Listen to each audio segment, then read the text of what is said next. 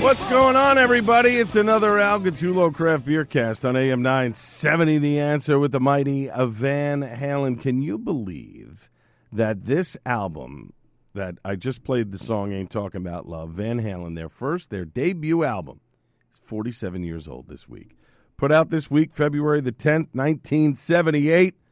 The boys from Pasadena, California, just absolutely stunned the rock world with that one and blew the doors off of everyone, in 1978. Couldn't believe the power of just a four-piece band and a guitar player, a virtuoso, an amazing individual in one Eddie Van Halen. So we'll be playing tracks of that throughout the show.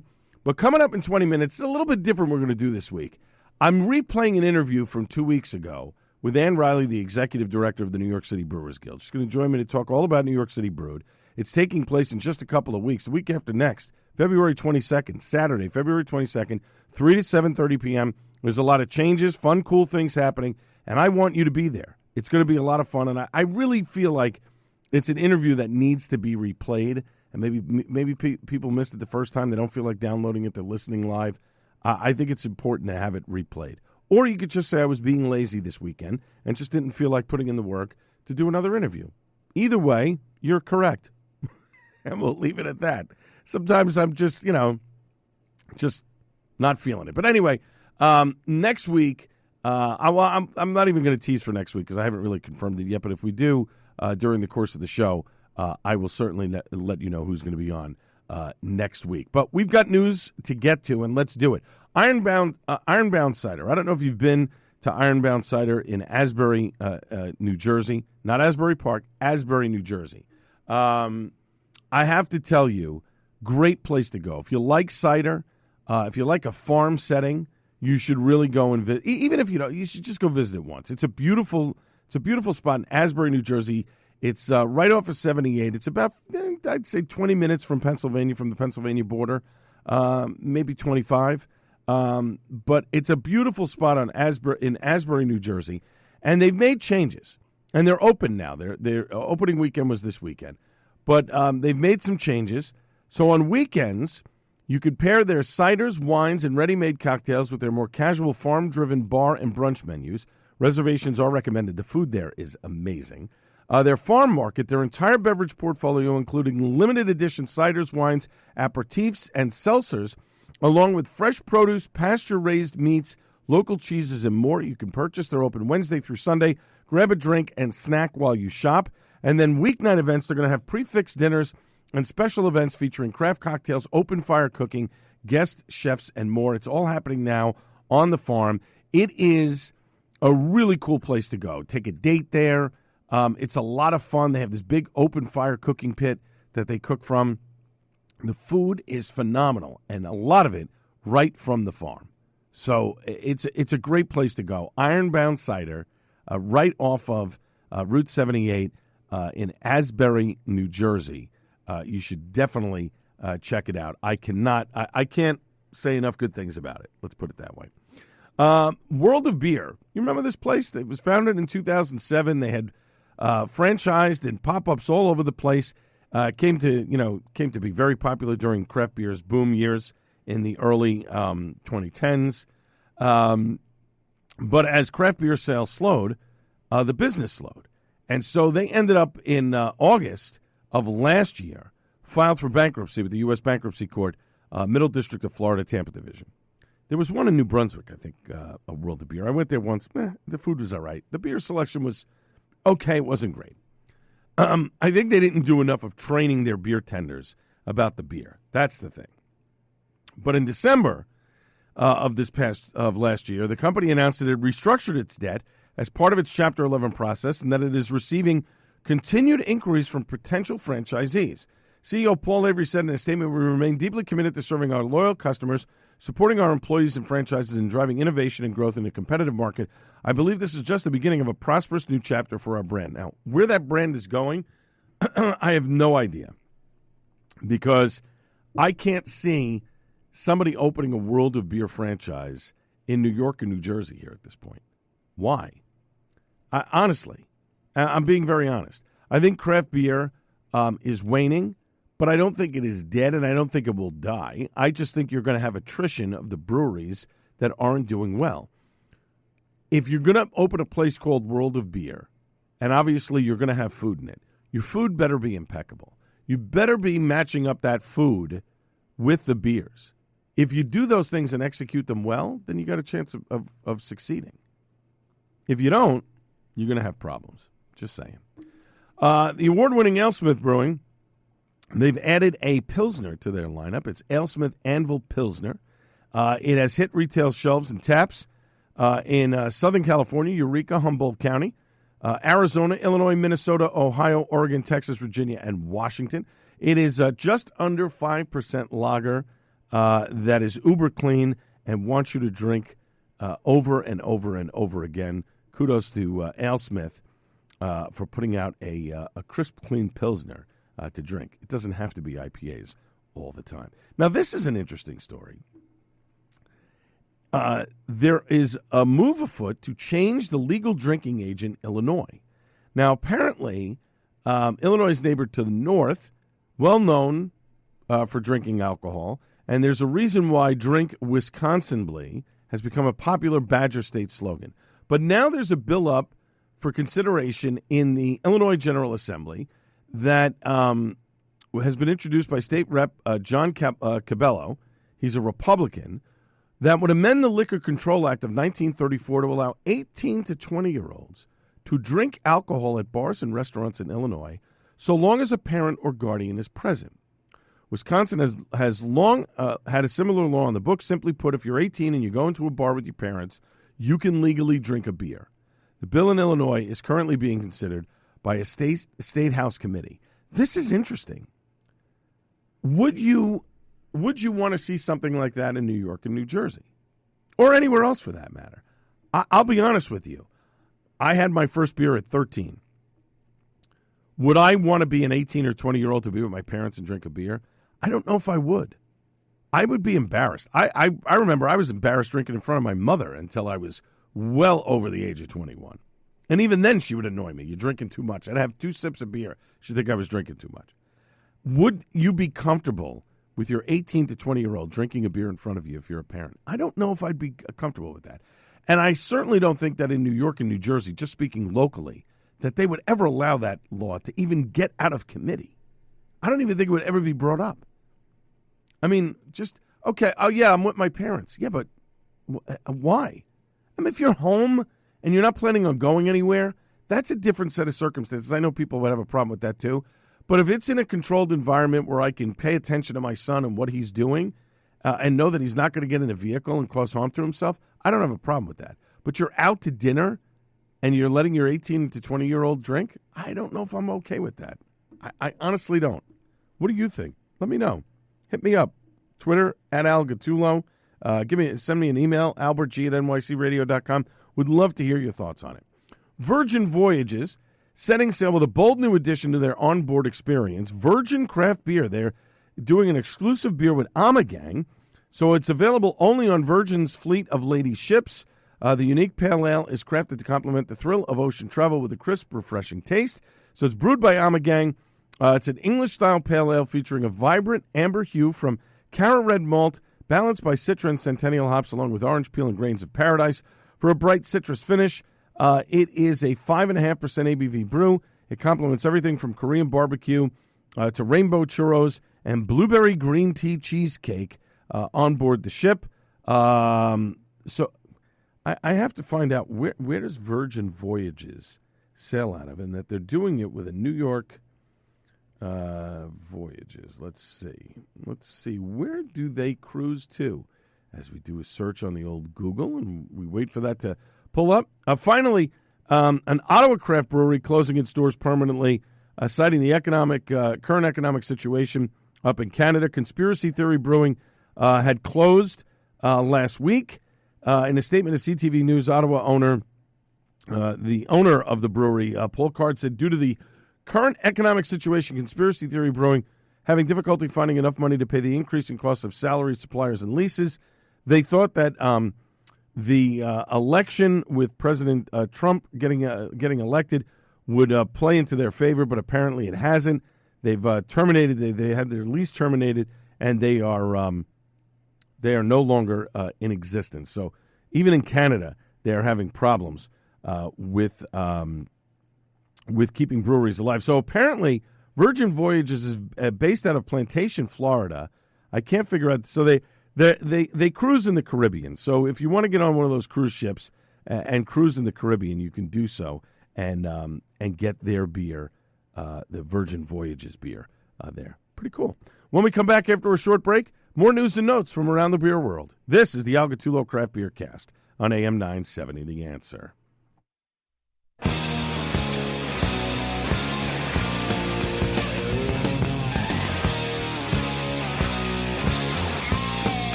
Welcome back to the Al Gattullo Craft Beer Cast on AM 970, The Answer. Van Halen's debut album came out this week back in 1978, 47 years old, and they were certainly on fire. Name of the track, last track on the album. Saw Van Halen so many times. Got a chance to see them at the original lineup later. Saw them mostly with Sammy Hagar. But what a great band. What a tremendous band. God, I miss them.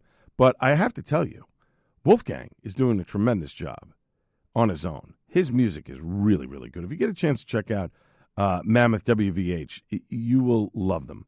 He's great. The kid plays amazing. His voice is great, too. He sings wonderfully. Good stuff. Coming up in just 10 minutes, a replay of an interview that I just did a couple of weeks ago with Ann Reilly, the executive director of the New York City Brewers Guild, talking all about New York City Brewed that's taking place next week, the 22nd, Saturday, February 22nd, 3 to 7:30 p.m. You don't want to miss this. It's a lot of fun. It's at Industry City. I will be there. There are a lot of changes, fun, cool things happening. You definitely want to check out the replay of my interview with Ann Reilly. I really think it's important. And I do think that in the grand scheme of things, if you're looking to support local businesses, which is very important, supporting this event is so unbelievably important for the New York City Brewers. You know, the proceeds for the tickets go to the New York City Brewers. It helps continue their mission. And part of their mission, we'll get into it at the end of this segment here, is about lobbying government, is about, making sure that they're getting their fair share when it comes to government. And since aluminum is going up in price and steel because of tariffs that have been imposed by President Donald Trump, and I get why he's doing that. He wants to bring people to the negotiating table. Totally understand that. This is not political. But that 25% tariff is going to get passed along to the craft beer owner when they're buying cans and purchasing them in bulk because they're getting most of the aluminum from Canada. So they're going to get taxed on it. And where are they passing that on to? You, the consumer. And so what the guilds do is to help to alleviate some of that tax. They try to help out the brewers to keep them in business. Because let me tell you something. Nobody's getting rich owning a brewery right now. I'll tell you that much. That's just the bottom line. Let us get into some news and notes here. Dogfish Head and the Grateful Dead are continuing their long, strange trip together. It's the launch of a new collaborative beer. It's called Grateful Dead Juicy Pale Ale. It's joining Dogfish Head's lineup of year-round beers. It is now making its way to draft lines and store shelves nationwide in 6-packs of 12-ounce cans. If you're not sure where to find it, just poke around to Dogfish Head's Fish Finder and track some down. It clocks in at 5.3% ABV. Grateful Dead Juicy Pale Ale is brewed with Kernza perennial grains from the Land Institute, granola, and heaps of good karma for a refreshing, light-bodied beer that will leave drinkers with nothing left to do but smile, smile, smile. The addition of El Dorado and Azacca hops brings waves of tropical pineapple, mango, and passion fruit notes for a vibrant tapestry of alluring aromas and flavors that just keeps trucking, sip after refreshing sip. See what they did there on the press release? Very cute. And also, you can celebrate the launch of Grateful Dead's Juicy Pale Ale. Listen to this. Folks are invited to join Dogfish and the Grateful Dead at Brooklyn Bowl's New York location in Williamsburg, Brooklyn on Wednesday, March 12th. It's a live performance by beloved Grateful Dead cover band Bushwick's Dead. Tickets are required. You can purchase them at brooklynbowl.com/Brooklyn. It doesn't matter what you wear, just as long as you are there. I will actually be there at that event. The folks from Dogfish have invited me. There will be a panel. The owner of Brooklyn Bowl will be there. The Grateful Dead's longtime archivist will be there as well. Sam Calagione will be there. They'll all be discussing the beer and, of course, the Grateful Dead. I am not the biggest fan of the Grateful Dead. I will tell you that right now. I find that some of their music is okay. I'm not a fan of all of it. But I will be at this event. I will be there to celebrate the beer. I'll be there to celebrate music. I love music. So, unless it's hardcore rap, you can pretty much get me to anything at this point. So kudos to Dogfish Head and the Grateful Dead for this new brew that they are putting out. And they will be doing a performance. Williamsburg, Brooklyn, the Brooklyn Bowls New York location, March 12th. I believe it starts at 7 o'clock. Athletic Brewing, listen to this. Athletic Brewing has struck a multi-year sponsorship deal. They continue to kill it across the country with Live Nation to make its beer available in 117 concert venues and at 4 major music festivals. So Athletic's packaged beer will be available in venues such as Brooklyn's Paramount, Shoreline Amphitheater, and the Gorge Amphitheater, as well as music festivals like the Bonnaroo Music and Arts Festival, Bottle Rock Napa Valley Festival, La Onda, and Two Step In. Prior to the Live Nation deal, Athletic was in around 300 venues, including sports venues nationwide. Athletic CMO Andrew Katz said the placements could theoretically double the size of the opportunity for us to get its beer in front of tens of millions of concert goers annually. Flagship offerings, the beer on Staten Island, but the flagship offerings of Run Wild IPA and Free Wave Hazy IPA will predominantly be sold in 19.2-ounce singles at the venues, although the assortment will vary. Some venues will carry Upside Down Golden and Athletic Light. House of Blues locations, Athletics beer, including Athleteca Mexican-style Copper Ale, will show up in 12-ounce cans. In addition to concession sales, Athletics offerings will be served in green rooms backstage at the venues. The company will also conduct sampling at venues and festivals throughout the year. Katz says, told Brewbound, he expects the company will sample Athletics beer at 100 events in year one of the 3-year pact. We anticipate doing over 125,000 samples in 2025. This is a great deal for Athletic. And I'll be honest with you, this is kind of cool for me. I like some of Athletic's beers. Some of them I'm kind of like, okay, great. But the fact that they're carrying them in stovepipe cans in a lot of these places, if you're somebody like me who tailgates in the parking lot and goes in to the venue, what I normally do is I'll tailgate in the parking lot, and then I go in and I'll have one more beer before the start of the show. After that, I don't drink. Then it's just water the rest of the way so that I can sober up, because I'm usually driving to most of these shows. But now, if I could have a non-alcoholic beer while I'm in there, that maybe I feel like having a little change of pace, but I don't feel like drinking water. And it depends, obviously, on, if it's summertime, I'm not drinking a non-athletic beer. I'm having water because I want to make sure I'm hydrated. But I like the fact that they're going to offer this at venues. And maybe it's somebody who's just, hey, they're not drinking anymore. This is a good deal. I like this. Kudos to Athletic for getting in there. They have done I have to say, their beer is good. Some of their styles I'm not crazy about, but most of their stuff I've had is very good. And I have to say, this is a great job out of them. They are the number one non-alcoholic beer in the country. I know there are others that are trying to do it. And again, changing times, younger generation not drinking. There are, other breweries are doing non-alcoholic beer. Sam Adams IPA, fantastic. But kudos to them for getting this stuff in there at major events and having their face in front of it. You can't beat that. You can't buy that kind of marketing. Well, I mean, you can. You signed a deal, but you know what I mean. Remember, 19th Annual Atlantic City Beer and Music Fest coming up Saturday, March 29th, Atlantic City Convention Center. The tickets are on sale now, acbeerfest.com. You can visit a bunch of breweries around the state. If you go to acbeerfest.com, there are a bunch of breweries that sell tickets with no fees. If you pay cash, it's a flat $90. Otherwise, you got to pay 12.6% in tax plus the fees on top of that. So it's a pricey ticket, but $90 cash if you go to some of these breweries. And, of course, the Atlantic City Beer and Music Festival folks at Good Time Tricycle are doing events at breweries around the state. And you want to check out acbeerfest.com where they're going to be. You can get fee-free tickets there as well. Big Brew coming up just a couple of weeks, 2 weeks, right? 2 weeks from tonight or from yesterday will be Big Brew. Saturday, March 1st. VIP is noon to 1, general admission 1 to 5. Tickets are on sale now, bigbrewNJ.com. Live music by Mr. Lovejoy. It's a benefit for Morris Rugby Corporation. BigBrewNJ.com for tickets. I'll be there trying to get in for the VIP hour. That's the first time they've had one in 14 years, and it's one session, but I will certainly be there at some point. So if you see me, say hello. Of course, New York City Brewed, taking place next week, 3 to 7:30 p.m., Industry City, NYCBrewed.com for tickets. You definitely want to go to that, and my interview with Ann Reilly is coming up in just a moment. But also, like I said, these tariffs of steel and aluminum that are going into effect, Canada, Mexico, et cetera, how does that affect the beer consumer? Well, aluminum, most of it comes from Canada. If a lot of these breweries that don't have the storage space have not bought ahead to kind of combat the offset on prices, you're going to see the price of a can of beer go up. That's going to happen. 25% tariff on aluminum, they're passing it on to you. So be prepared for that. Don't have sticker shock when you walk in and now your $18 4-pack of beer is now $19. You know? Don't have sticker shock because it could happen. And again, that's part of what these Brewers Guild do. They help to lobby government to try and assist them in getting tariffs removed, lowering prices, things of that nature. They do an important job all over the 50 states. So when they're holding events that have to do with beer, you're asking for 6,000 free tickets or whatever it is, don't. Pay it. It helps those brewers. It goes directly to them. It's a big deal.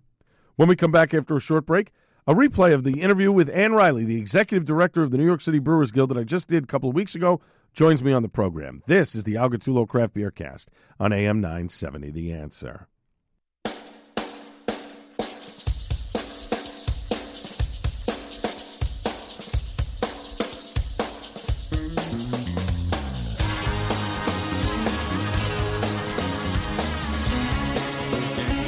Welcome back to the Al Gattullo Craft Beer Cast on AM 970, The Answer, as we continue on this week's show, spotlighting the band live, and that is from Pain Lies on the Riverside from their Mental Jewelry album. That was actually their first album, their second album. Their first album was actually a cassette, and the cool thing is I just secured tickets to see live on April the 25th down at the Count Basie in Red Bank, so I'm excited about that birthday weekend and kick it off with a great show.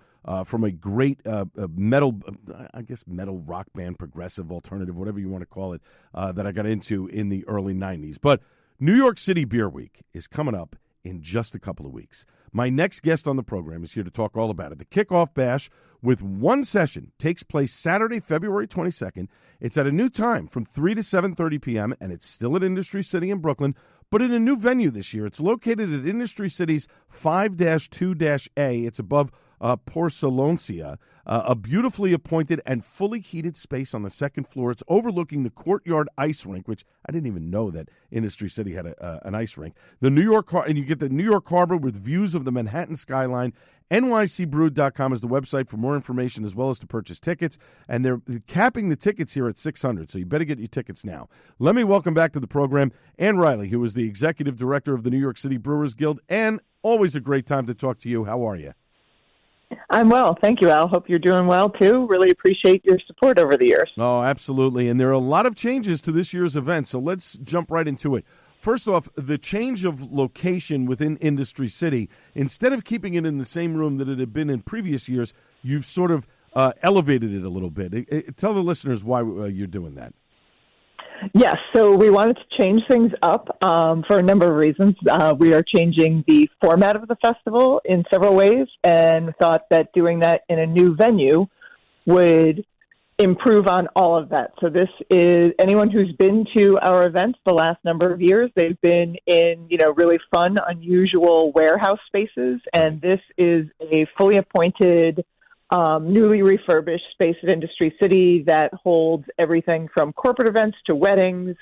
So it's a fancier space, so to speak, as well as giving great views of New York Harbor. It's on the second floor. It's, as always, fully ADA accessible.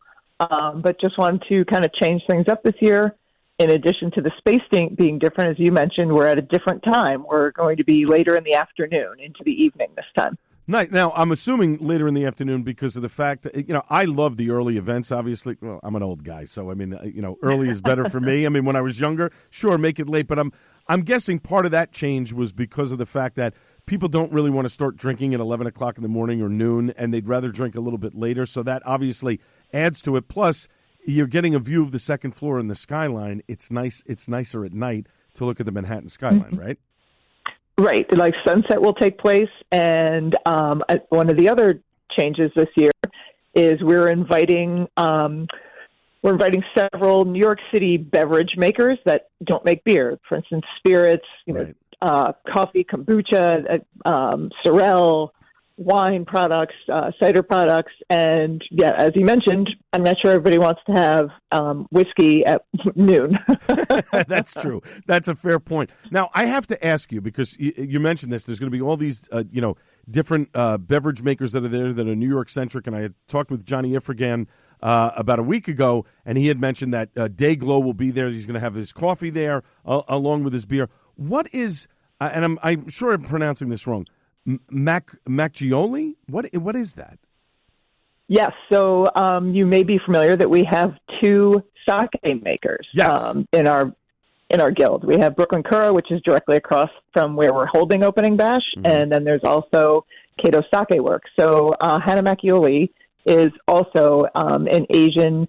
It's described a number of ways. Some people call it a rice wine, but it is a different kind of alcoholic beverage, and it's phenomenal. She's a craft maker. I've had her products from early on in you could call it a brewery, you could call it a distillery. It's not quite distilling; it's somewhere in between. It's a fermented beverage, and it's not dissimilar to sake. It's tends to have more of an opaque appearance rather than the clear appearance most people have become accustomed to with the two New York City sakes that are out there.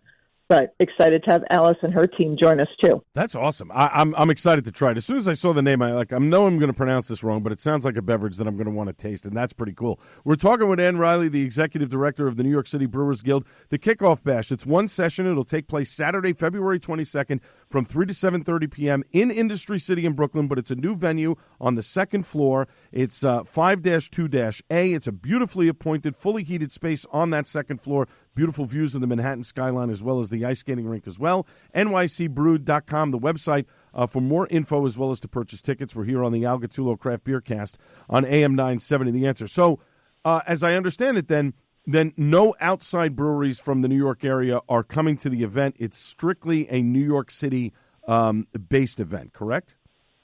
Right. Yeah. Being in a smaller space with a smaller attendee, the space will only hold 600 people. Right. That's why tickets are capped this year. Having 80 breweries in that space didn't quite make sense. Yeah. So we thought, all right, we're in a different space. Let's refocus what we're doing. A lot of those breweries who've been phenomenal supporters of New York City Beer Week and Opening Bash, they will be doing events throughout the week with our breweries, be it, collabs they've done ahead of time, right, or, some of the multiple events that take place during New York City Beer Week. But Opening Bash itself is going to be focused exclusively on New York City produced alcoholic beverages. Yes, we will have some non-alc. Right. Well, listen, I love it because, and I think that's the one thing, if you're just comparing state to state, New York and New Jersey, I'm just going to use those two as an example. I love the fact that in New York, if you're using New York-based ingredients, you can have New York wines, New York spirits, those things in your brewery space, which I think is awesome. And I really do think draws in a different clientele. Yes, people that drink beer, but also, hey, my wife or girlfriend or my friend doesn't drink beer, but he can have a New York cider or can have a New York mixed drink with New York spirits, which I think is a big benefit that New Jersey doesn't have, and I think that's the allure here where you're trying to get people in. And speaking of that, Ann, we're seeing so many changes in the brewing industry over the last couple of years, but more so they put it in focus at the end of last year. Younger people are drinking less. Breweries are closing at a rapid clip. What have you seen in your travels throughout the member breweries in and around New York City? And are you seeing changes in the way folks in the beer industry conduct their business, or is it business as usual? I am seeing changes, some of which you've mentioned. I would say nearly all of our New York City breweries offer something that's not beer in addition to things that are non-alcoholic. Right. I know there's a lot of, doom and gloom about what's happening in the beer industry, but one of the things that I'm sure people will find surprising is there are now 49 licensed breweries calling New York City home, based in New York City, and that's the most since Prohibition. Wow. That's impressive. That is impressive, especially when you think about how much it costs to maintain a business in New York City, anywhere, whether it's Manhattan, Staten Island, Brooklyn, Queens, the Bronx.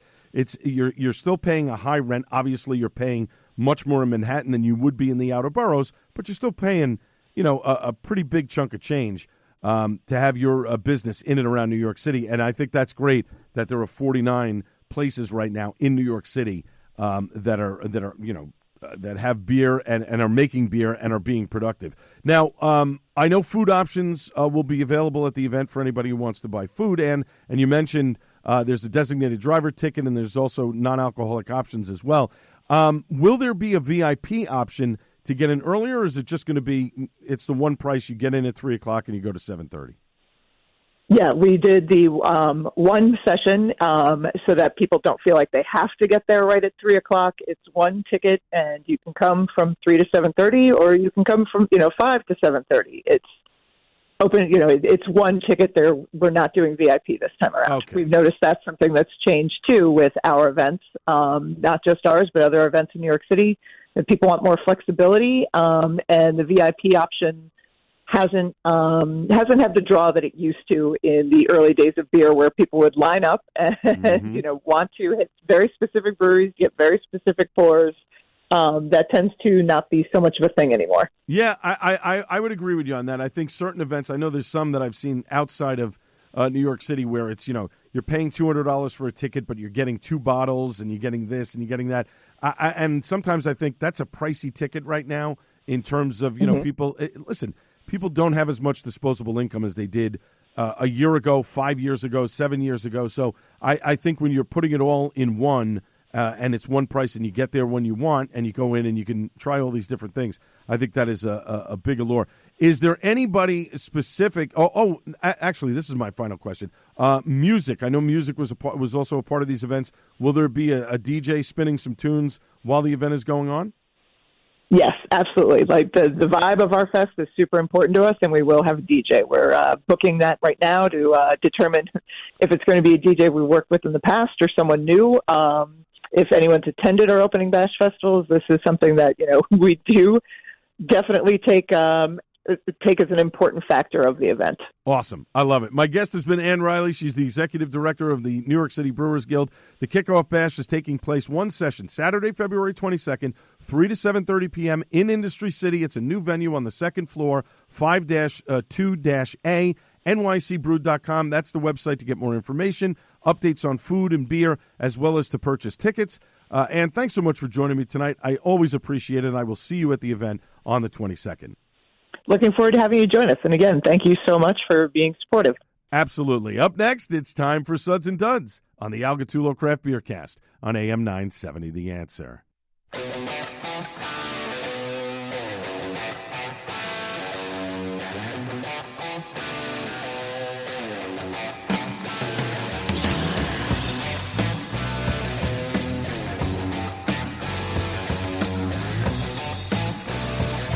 All right. Final segment of the Al Gattullo Craft Beer Cast on AM 970 The Answer. Little Dreamer from Van Halen's debut album, released this week 47 years ago, back on February the 10th of 1978. I was all of, my goodness, 8 years old. Oof. I was not a fan of Van Halen at 8 years old. My music journey didn't really start until I was probably about 12 or 13. That's when I really started to get into music and then really got into heavy metal. And, just it took off from there. And heavy metal was just that thing that, I needed at that moment. I needed something that was hard and heavy and driven and take my mind off of things. Music can do that to you, which is really cool. It can put you in another place. It's sort of, excuse me there, I hit the microphone. It could take you to a different place. It's a time machine. It's amazing what music can do to you. When it comes to, you hear a song and all of a sudden it brings you back to a moment. Like anytime I hear Men at Work, for instance, I think of my dear friend Krista and an 8th grade trip that we had taken to see Ichabod Crane and all the other stuff right above New York, Sleepy Hollow. That's what I remember. That's what those songs do to me. Why? Because I had a radio on the bus, and I had the cassette from Men at Work, and we were playing it on the way back or on the way there. I don't remember exactly, but I remember Krista and I. It might have been 7th grade, just right around there. It's interesting how songs can bring you back to a moment, which is kind of cool if you think about it. All right, let's dive into Suds and Duds, because I could go on talking about music for forever. So as I had mentioned a couple of weeks ago, my good friend Buddy Watson, who we mentioned on the show all the time, he is the great Buddy Watson, who, by the way, is running for office, I believe, up in Schenectady, the Albany area, which I'm proud of him. Proud of him. Would I have thought that when we graduated high school? No. But I'm proud of him. It's a long story. Geez, I could do a show on him. Anyway, so he's nearby Fidens. And, he tells him, listen, you got to, I'm coming down, blah, blah, blah. All right, bring me some stuff from Fidens. Kaleidoscope is one of the first ones that I cracked open. Creamy, hop, dank, delicious. Fidens reminds me, and I know this is going to sound blasphemous, but it reminds me of Troon. That same texture, taste. Fidens is like that Troon, Treehouse. I don't want to say Trillium because Trillium's a little different, but sort of right in that same genre. It's a fantastic beer. I've not had one bad beer from Fidens, so I will say outstanding stuff. And thank you, buddy, for bringing those beers down to me. I still have 4 left, which is good. Oak Flower Brewing on tap at Paragon Tap and Table. Eternal Recurrence, that's one that I had there. Slammin' beer, very enjoyable, juicy. I'd gotten together to have dinner with some dear folks that I have not had dinner with in quite some time, and we just ran the gamut of beers that night. In fact, I think my wife drove home because I was not on a mission, but I just really felt like drinking. Symbology, the Jana version by Conclave, dank, juicy, and I have to tell you, this did not taste like a 9%er. It went down very easy, which was great. And then was that the nightcap? Yeah, the nightcap for that night was Goodnight Moon by Greater Good Imperial Brewing Company. Beautiful beer, rich, roasty coffee, just a wonderful brew. Very much enjoyed that one as the nightcap at Paragon. And then I went home and I had some stuff from Source that I had bought that I hadn't had a chance to crack open yet. Mezcal, their version of a Mexican lager, crisp, crushable, fantastic, just a perfectly delicious Mexican lager.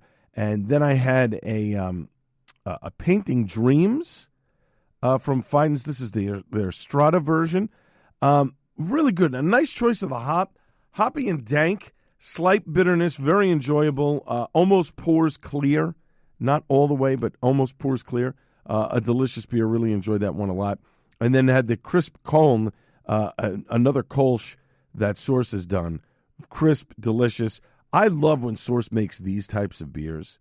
They're beers that I will buy on the regular. I mean, I enjoy all of their stuff. And in fact, Phil Petrarca is going to join us on the show from Source next week. A couple of things to talk about with him. Not only Source Brewing, not only Source Farmhouse Brewing in Pennsylvania, in Philadelphia, in their Fishtown area of Pennsylvania, Philadelphia, and Manayunk. But they have a new thing going. Bella Ray Beverage, we're going to talk about. And I think what we're going to do, I may split the interview up into two. We may do the source stuff next week and then the Bella Ray Beverage the following week. I'm sort of debating whether or not to split it up as two interviews or keep it as one because I have a couple of days off the following week. I might do that. I might split the interview up into two parts so that, because I just feel like it. And it's my show and I can do what I want. There you go. All right? So Phil's going to join us next week. But they really do great stuff with the traditional German-style beers, the Italian Pilsners, everything they do. It's well done. You've heard me talk about Source for years on this program. Another brewery that you've heard me talk about for years, Torch and Crown. Love them. Their food is fantastic. Hopefully they had a great restaurant week, which is actually, it's not a week. It's like 2 weeks. Black Tie, their light porter at 5.5% ABV, dark, roasty, smooth. Really, really nice. It's an awesome beer, and they do some really great stuff. Always have a good time drinking them. Then the following week, because I went to Paragon because Alex, their general manager, was leaving, and she did leave now.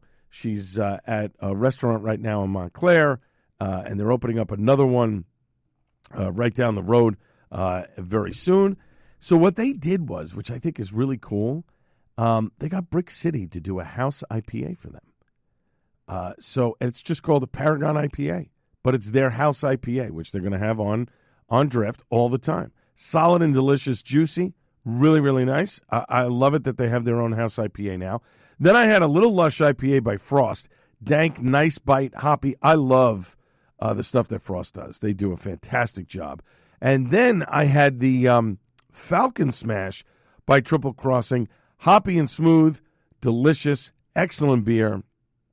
Came home from hanging out there at Paragon. By the way, they have a new happy hour menu that Chef Juan has just absolutely knocked out of the park. They have a burger flight. They have a mac and cheese flight. Really, really delicious stuff. Got home, had myself a 30-minute light IPA from Dogfish Head. This is going to be my go-to beer for the summer. Light, good flavor, easy drinking. If I want to bang back a couple in the parking lot, if it's hot out, this is the beer that I want to have because it's not going to overwhelm you, and it's going to be refreshing, and it's under 100 carbs, which is an even better thing. So if you're watching your figure, and I've been working out now, trying to stay consistent 2-3 days a week, get to the gym, do a solid 30, 45 minutes, sweat, get that heart rate up, and it's been really helping me because I've lagged behind on the gym for a couple of years now, and my son is coming with me, and it's really an impetus to continue that consistency of working out. That's what you got to do. There's two things in losing weight. You have to be consistent in your exercise regimen, your eating, and all that other stuff. And then, actually, Phil Petracco, who we're going to have on next week, said the other thing. You have to have a calorie deficit. If you're taking in 3,000 calories a day, you can't continue to do that while you're working out. You have to cut those calories. You cut those calories, that's where you're going to lose weight. That's pretty basic, but it's very difficult for a lot of us to deal with. Finally, we'll finish it off with Fidens, the vegan, hazy, juicy bomb, banging beer. It's a staple. It's excellent.